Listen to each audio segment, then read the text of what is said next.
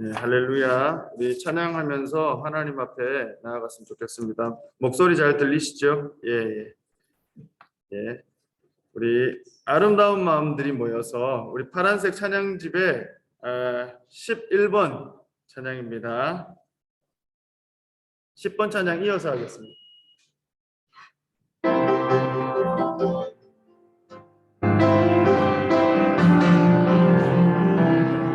아름다운 마음들이 모여서 주의 은혜를 나누며 예수님을 따라 사랑해야지. 우리 서로 사랑해. 하나님이 가르쳐준 한 가지, 내 이웃을 내 눈과 같이 미움 다툼 치기질투 버리며 우리 서로 사랑해. 이 다음에 예수님을 만나면 우리 뭐라 말할까? 그때는 부끄러움 없어야지. 우리 서로 사랑해. 하나님이 가르쳐준 한 가지, 내 이웃을 내 몸과 같이 미움 다툼 치기 질투 버리고. 우리 처음부터 다시 한번 고백하겠습니다.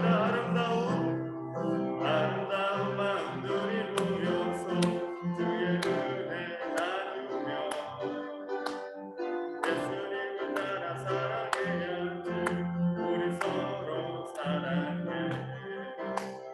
하나님이 가르쳐준 한 가지, 내 이웃을 내 몸과 같이 미움 다툼 치기 질투 버리고.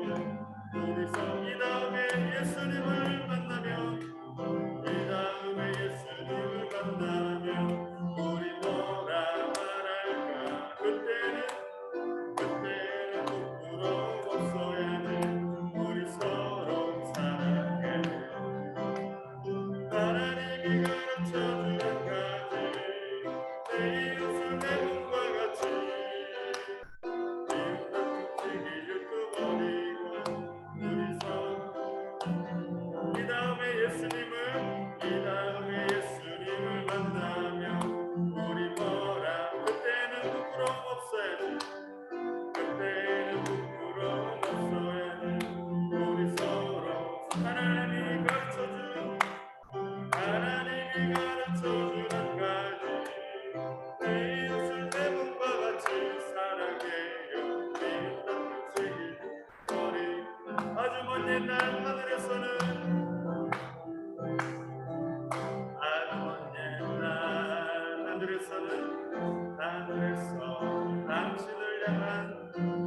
당신을 향한 예배가 있었죠. 하나님께서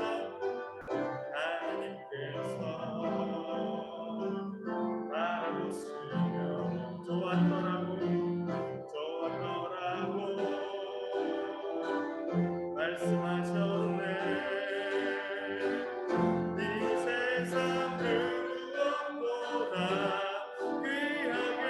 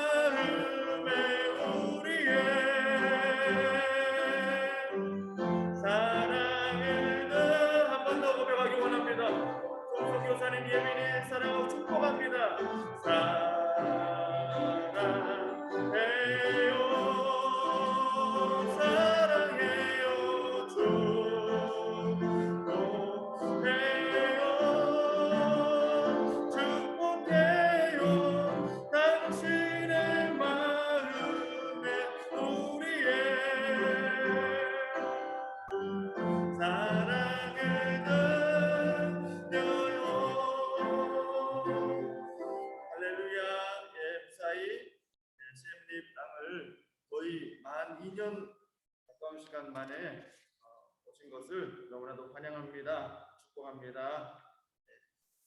계속해서 18번 찬양입니다. 주 예수보다 더 귀한 것은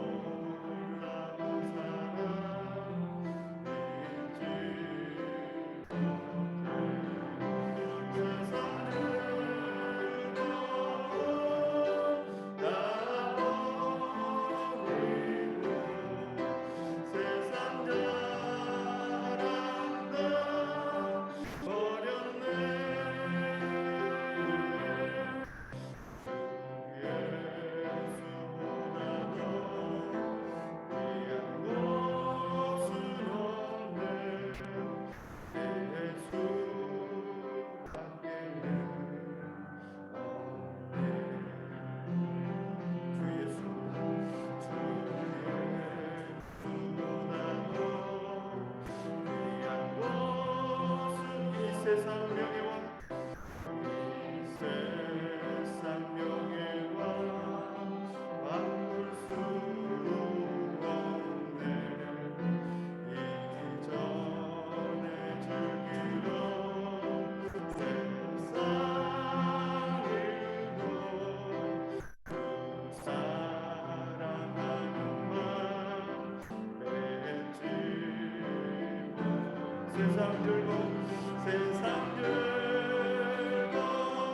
즐거움 다 버리고 세상 자랑 다 버렸네. 주 예수보다 더 귀한 것은 없네. 예수 밖에는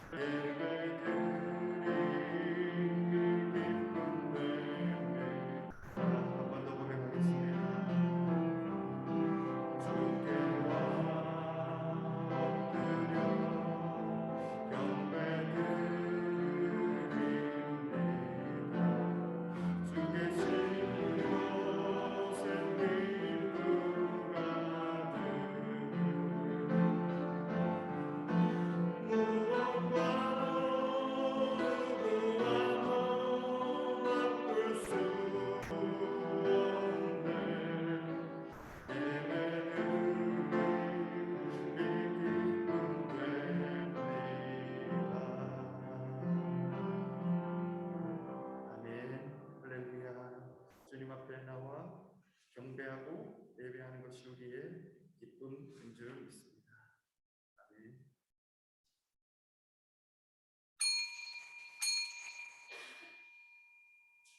하나님은 영이시니 예배하는 자가 영과 진리로 예배할지니라.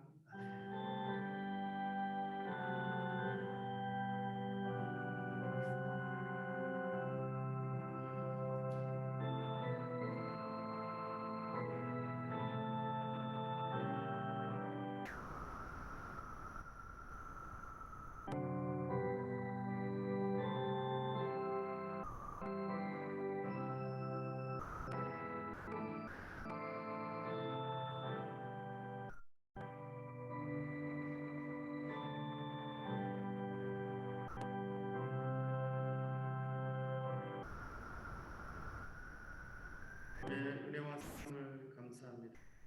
지난 한 주간도 주의 은총 가운데 지키시고 보호하셨다가 이 거룩하고 복된 날 주의 전에 나와 또 각 처소에서 마음속에 예배케 하시니 감사합니다. 이 시간도 주님 앞에 영과 진리로 드리는 온전한 예배가 되게 하시고 예배 드린 이들 머리 위에 은혜와 복을 더하시며 예배의 모든 순서들 속에서 하나님을 만나 배우는 성령 충만한 시간 되게 하여 주옵소서. 예수님의 이름으로 기원하옵나이다. 아멘. 찬송가 18장 찬양하겠습니다.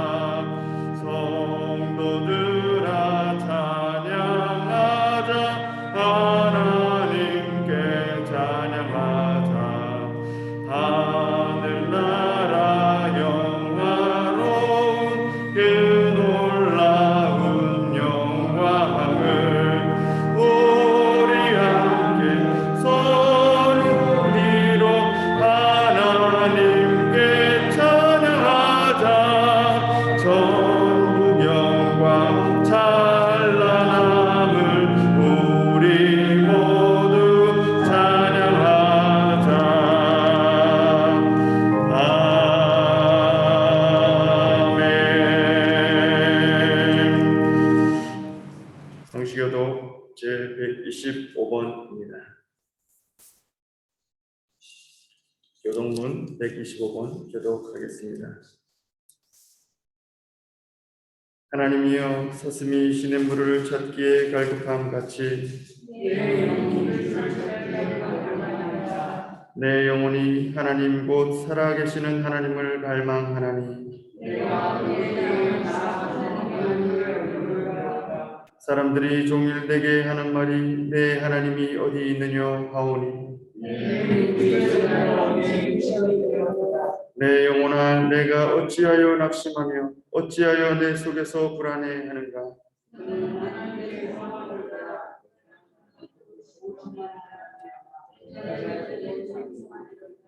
낮에는 여호와께서 그의 인자하심을 베푸시고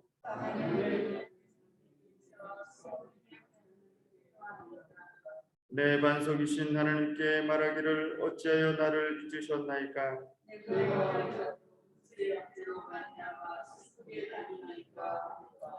내 뼈를 찌르는 칼같이 내 대적이 나를 비방하여 늘 내게 말하기를 내 영혼아 내가 어찌하여 낙심하며 어찌하여 내 속에서 불안해하는가.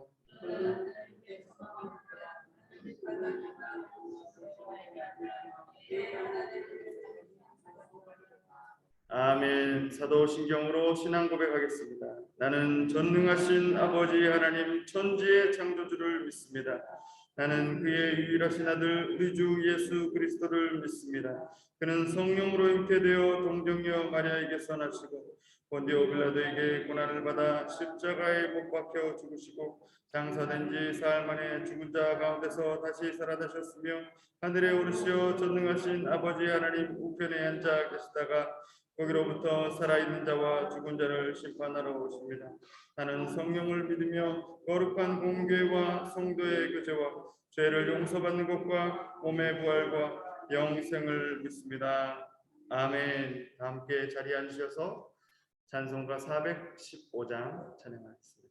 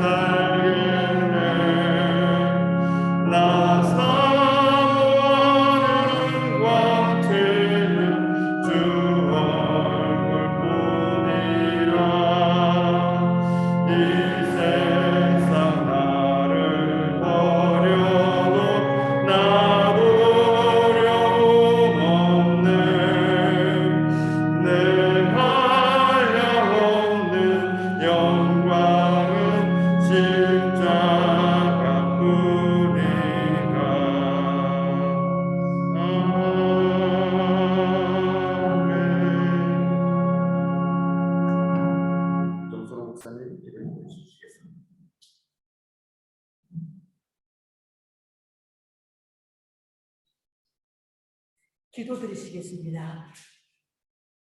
하나님 아버지, 하나님께 예배드리는 이 거룩한 은총을 허락하여 주셔서 오늘도 하나님 앞에 나와 우리 모습 이대로 주 앞에 드리며 예배드리게 하심을 감사합니다. 하나님 아버지, 여러 가지 하나님의 뜻과 섭리가 있으셔서 저희들의 삶이 이 땅 캄보디아의 선교사라는 이름으로 또한 여러 가지 조건으로 와서 살고 있사오니 이 땅에 하나님이 원하시는 그 섭리를 이끌어갈 수 있는 저희들의 삶이 되도록 날마다 하늘로부터 오는 지혜가 있게 하시고 하나님의 음성에 귀 기울일 수 있는 겸손한 마음이 되게 하시고 전적으로 하나님을 따라갈 수 있는 순종의 자가 되어져서 이 땅에 하나님이 원하시는 거룩한 뜻을 이루어드리기에 부족함이 없도록 도와주시옵소서. 전능자 하나님을 알지 못하는 이 땅의 많은 사람들이 전능하신 하나님을 나의 하나님으로 고백할 수 있게 도와주시고 우리를 구원하기 위해서 하늘 보좌 비우시고 오신 예수 그리스도를 나의 구주로 고백하는 땅이 되도록 도와주시고 그가 장차 부활하여 우리에게 다시 오실 것을 약속하신 그 약속대로 우리에게 부활의 신앙이 있음을 믿으면서 이 어둡고 깜깜한 세상 위에 주의 빛을 비추는 이에 쓰임받는 저희들이 되도록 도와주시옵소서. 하나님 아버지, 주님의 기도가 우리의 삶 속에서 거룩한 삶으로 이루어지게 하여 주시옵소서. 일용할 양식이 이루어지게 하여 주시옵소서. 서로 사랑할 수 있게 도와주시옵소서. 나눔의 공동체를 통해서 하나님의 영광이 나타나듯이 우리의 나눔이 있게 도와주시기를 간절히 바라고 원합니다. 하나님, 우리 대한민국을 사랑하여 주셔서 이제 하나님 또 새로운 주사를 세워 주셨사오니 하나님이 다스리는 나라가 되게 하시고 하나님 말씀에 순종하는 자가 되게 하시고 약속을 지키는 자가 되게 도와주셔서 하나님 그 약속대로 국민이 하나님 앞에 잘 살아갈 수 있는 귀한 대한민국이 되어져서 세계 열방에 주의 복음을 전가하는 선교의 나라가 될 수 있도록 주여 인도하여 주시옵기를 간절히 바라고 원합니다. 여러 가지 질병으로 고통하는 많은 자들이 있사오니 주의 거룩한 손으로 어루만져 치료하여 주시옵소서. 마음이 상한 자에게 주의 위로가 넘치게 하시고 몸이 아픈 자에게 주의 치유함이 강하게 나타날 수 있도록 도와주시옵소서. 이곳에 한인교회를 세워주시고 임창문 목사님을 담임 목회자로 불러주셨사오니 주께서 주의 거룩한 손으로 붙들어 주셔서 그가 가는 곳마다 홍해가 갈라지는 거룩한 경험을 자신도 할 뿐만 아니라 사람들에게 나타낼 수 있게 도와주시옵소서. 그의 손에 가지고 있는 그 물고기 2마리 보리떡 5개지만은 5,000명이 먹어도 남는 기적의 역사를 베풀어 갈 수 있는 하나님의 능력이 그와 함께 할 수 있게 도와주시옵소서. 말씀이 선포될 때마다 우리가 어찌할까는 회개의 운동이 나타나는 이 땅이 되게 하시고 하나님 주신 거룩한 계획들이 하나하나 하나님 말씀 안에서 이루어갈 수 있도록 도와주시옵기를 간절히 바라고 원합니다. 여러 가지 일들로 인해서 함께하지 못한 분들 주께서 붙들어 주시고 주의 거룩하심으로 날마다 그 영이 새롭게 되어 우리 주님 앞에 엎드려 거룩한 뜻을 이어갈 수 있는 거룩한 백성의 사명을 다하며 하나님께서 세워주신 명품의 삶을 살아가며 신앙의 명가를 만들어갈 수 있도록 도와주시옵소서. 오늘들이 모든 예배 순서 속에 하나님 함께하여 주시고 오직 하나님께만 영광이 되는 예배가 되게 도와주시옵소서. 예수님의 이름으로 기도드립니다. 아멘.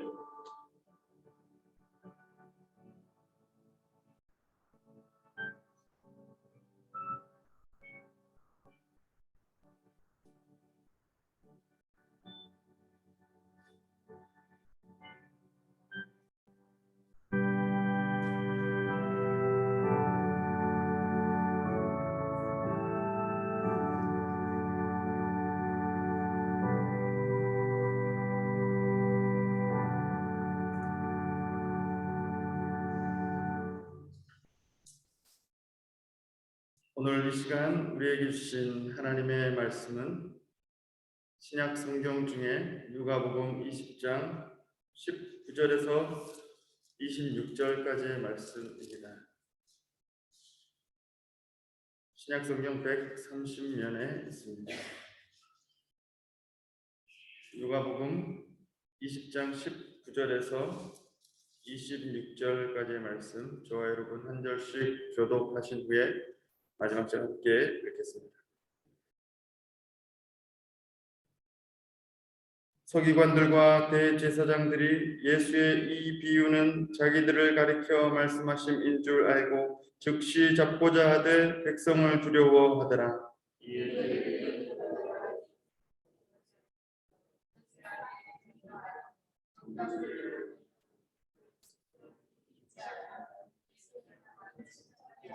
그들이 물어 이르되 선생님이여 우리가 아노니 당신은 바로 말씀하시고 가르치시며 사람을 외모로 취하지 아니하시고 오직 진리로서 하나님의 도를 가르치시나이다.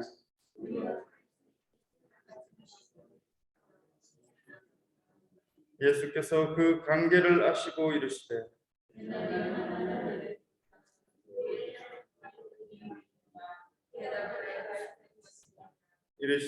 그런즉 가이사의 것은 가이사에게 하나님의 것은 하나님께 바치라 하시니 그들이 백성 앞에서 그의 말을 능히 책잡지 못하고 그의 대답을 놀랍게 여겨 침묵하니라. 아멘.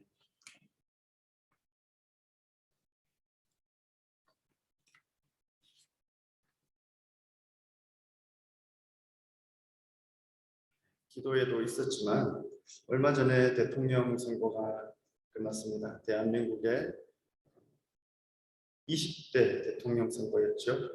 역대 대선 투표 가운데 가장 적은 격차로 윤석열 후보가 당선되었습니다.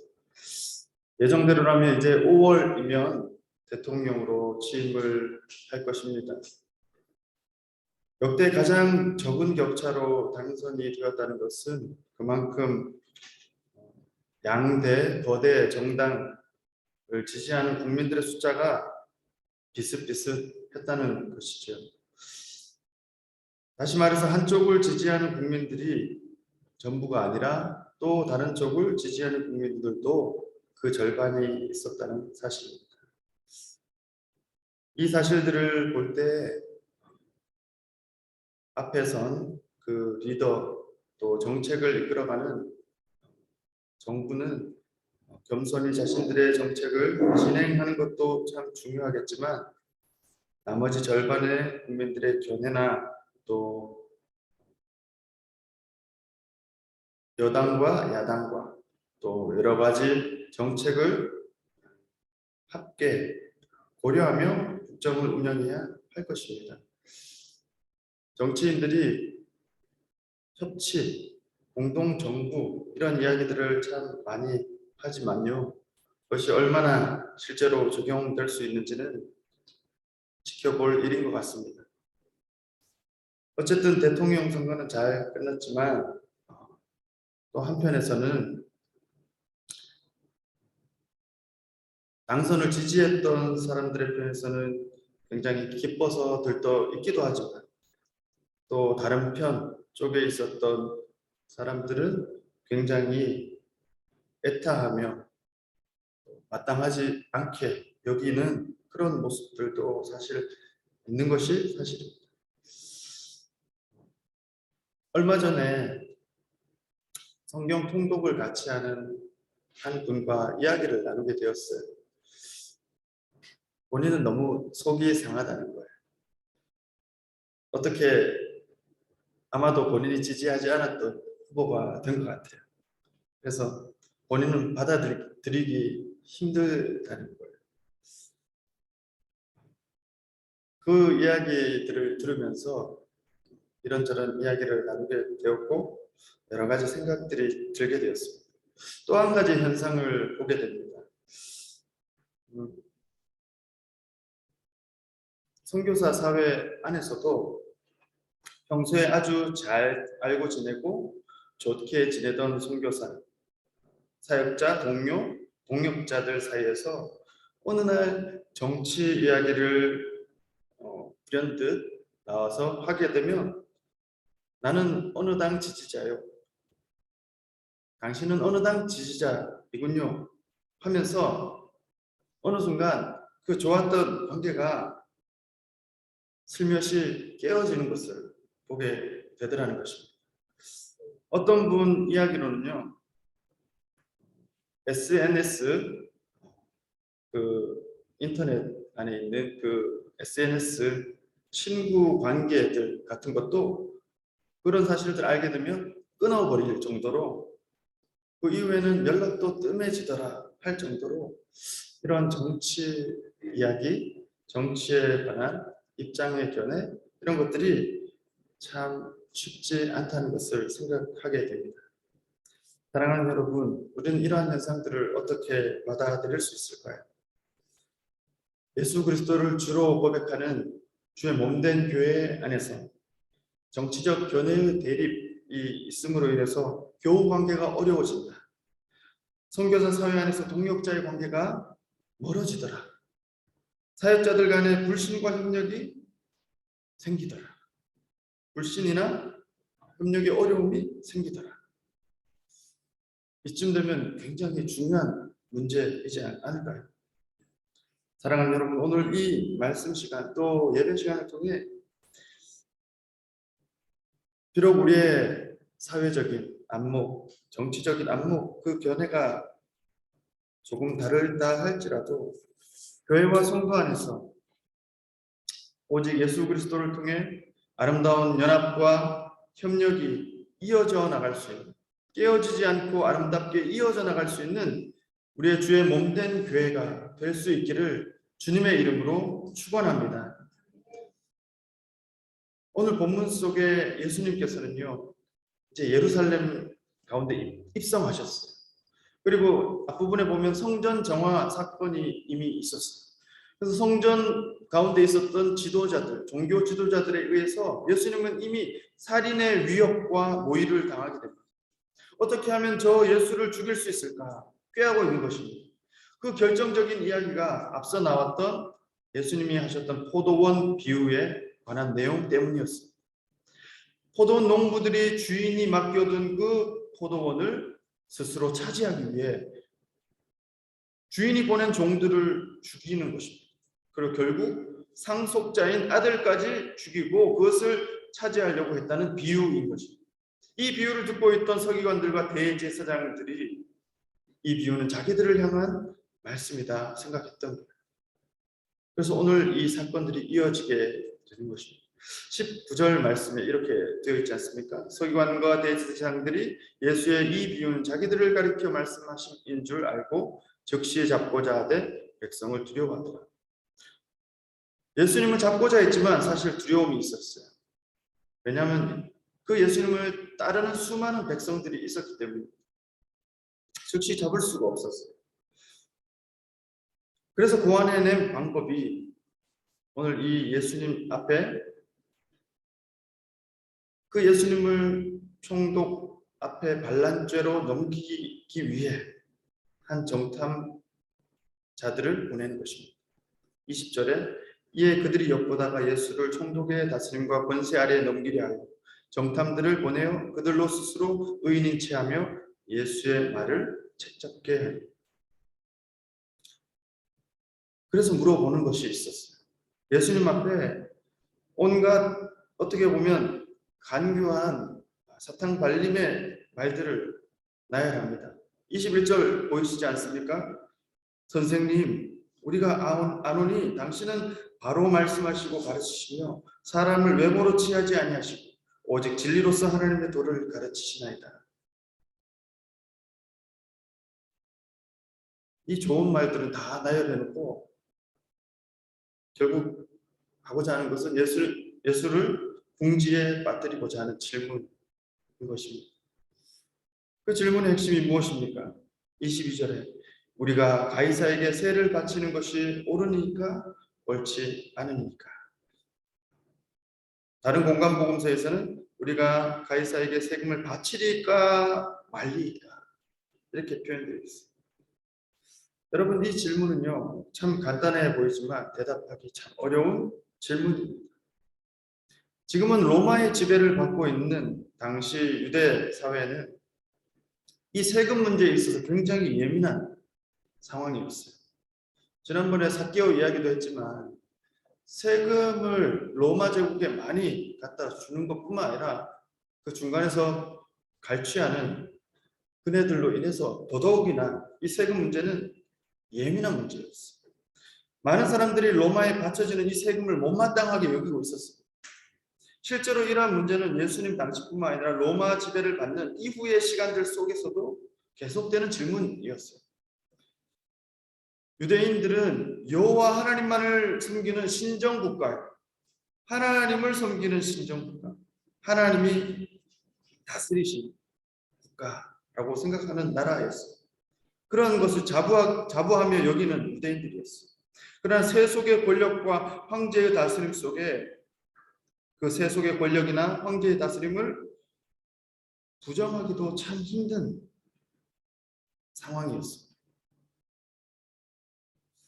더더군다나 당시에 로마에 바쳐지는 세금은요, 로마의 화폐로만 내어야 됐다고 합니다.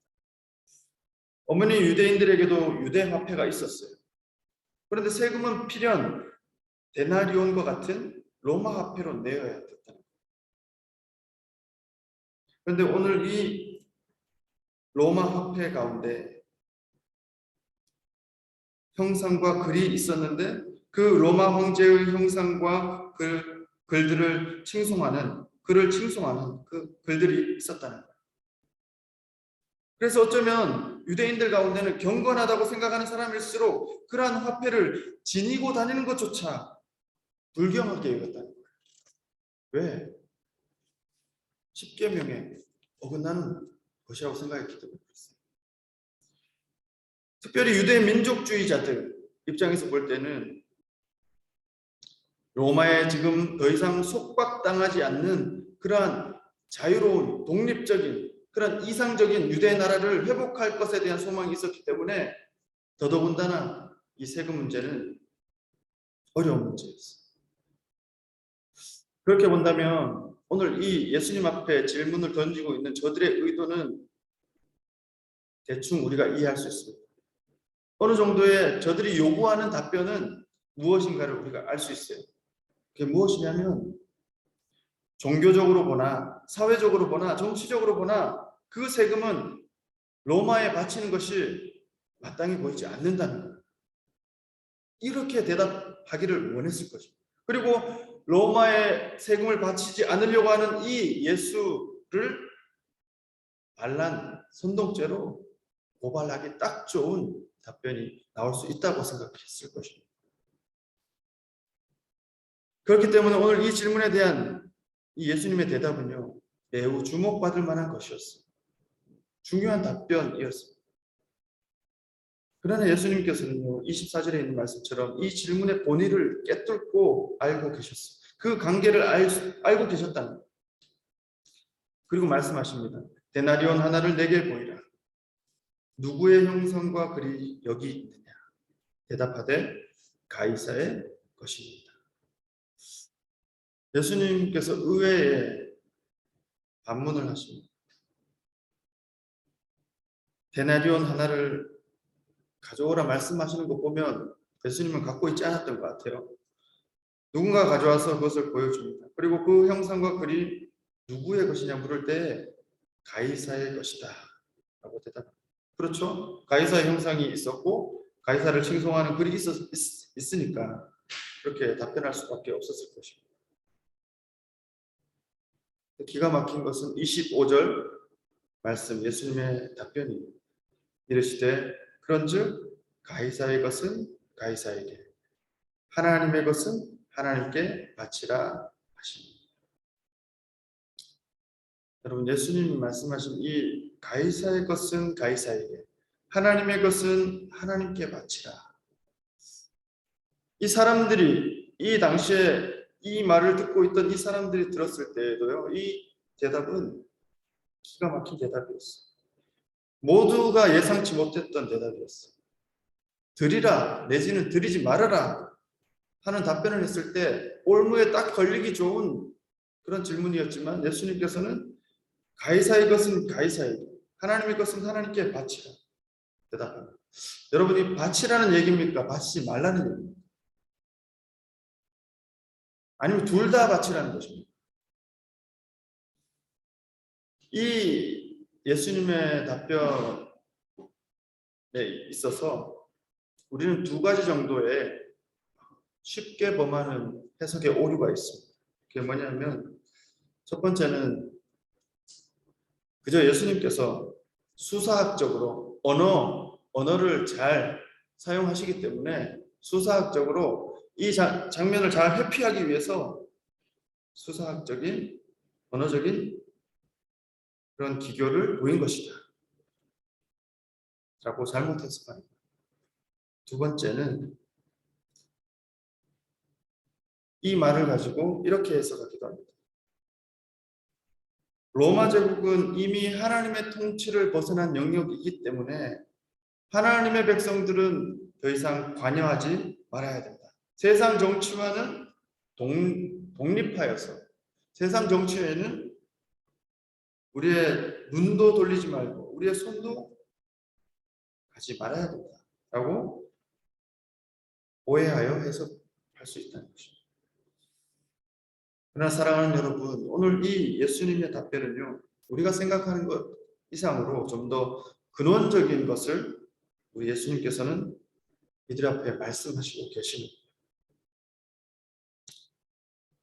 분명히 예수님 말씀하셨어요. 가이사의 것은 가이사에게, 하나님의 것은 하나님께 바치라. 가이사의 것과 하나님의 것을 구분하시고 계세요. 가이사의 것, 황제의 것과 하나님의 것을 구분하여 보고 계시다는 거예요. 여러분, 이 의미가 무엇일까요? 이것은요, 좀 더 근원적으로 살펴볼 때 이러한 의미를 지닌다고 할 수 있습니다. 지금 가이사를 통해서 통치되어지는 이 로마 제국, 그리고 가이사로 대표되는 이 로마의 소유, 황제의 소유, 그 모든 황제의 것이라고 하는 그 모든 것, 그것은 로마에게로 돌려주어라. 그리고 다시금 이 하나님의 것이라고 대표될 수 있는 유대의 것, 유대인들이 하나님께 드려져야 될 그 모든 것, 그 모든 것은 하나님께 드리라. 가령 이 데나리오는 황제의 소유이지 않습니까? 황제의 소유. 그러니까 가이사에게 돌려줘야 돼요. 그러나 유대의 전통, 유대의 정신, 유대가 가졌던 그 과거에 로마인들로부터 속박되지 않고 황제로부터 속박되지 않고 하나님 앞에 드려졌던 그 순전한 드림, 그것을 돌려놓으라는 거예요. 이것이 왜 그런가 하면 가이사의 것은 가이사에게, 하나님의 것은 하나님께 바치라 하는 이 말씀 가운데 헬라어 본문을 보면 헬라어 원문 가운데 그 사이에는 접속사가 있다는 거예요. 접속사 카이라는 단어가 있다는 거예요. 이것은요, 보통은 and 그리고라는 의미를 많이 지니고 있어요. 그렇게 해석되는 경우들이 많이 있습니다.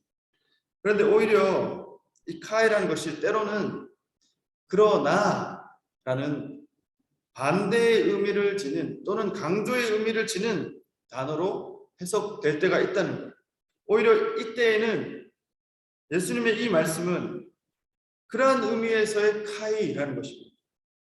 그리고라고도 볼 수 있지만 가이사의 것은 가이사에게 바치고 하나님의 것은 하나님께 바치라, 이렇게 볼 수도 있지만 오히려 그것이 아니라 이 뒤에 있는 부분, 하나님의 것은 하나님께 돌려라, 하나님께 바쳐라 라고 하는 이 뒷부분을 강조하는 것이라 볼 수 있다는 거예요.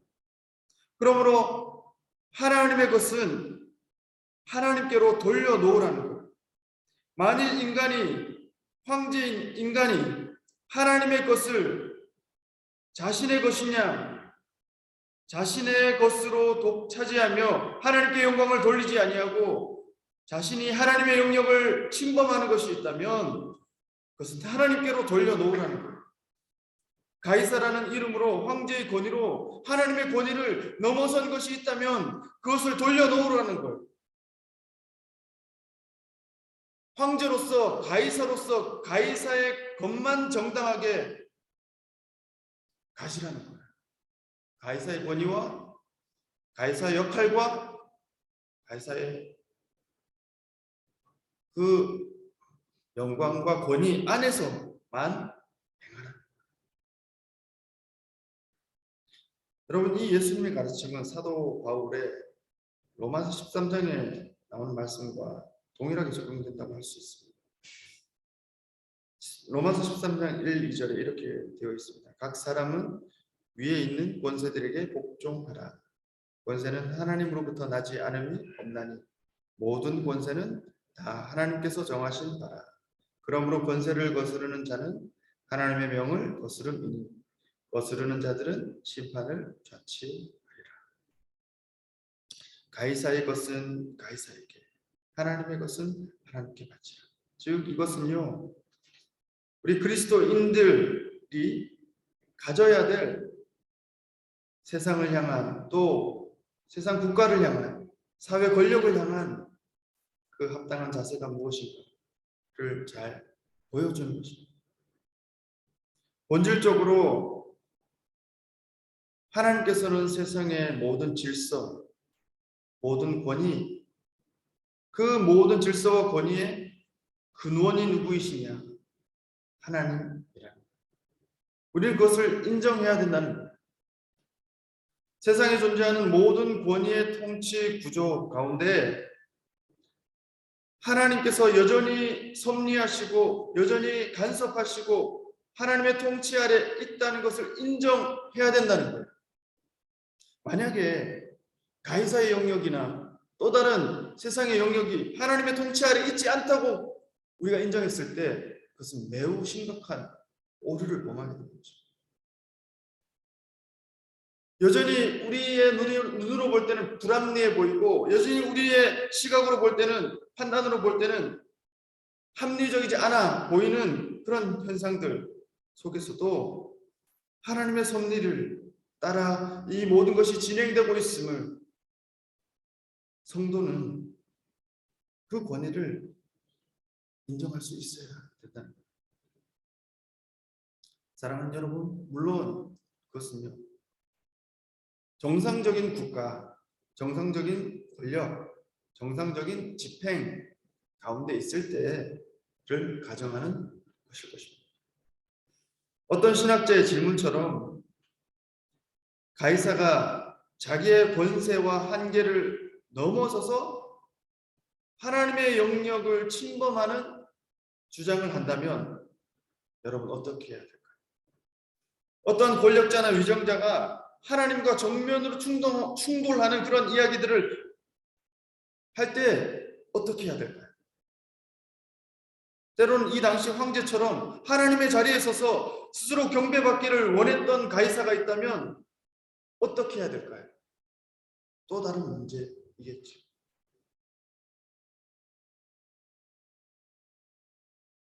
그에 대한 대답은 성경이 우리에게 분명히 가르쳐 준다고 생각합니다.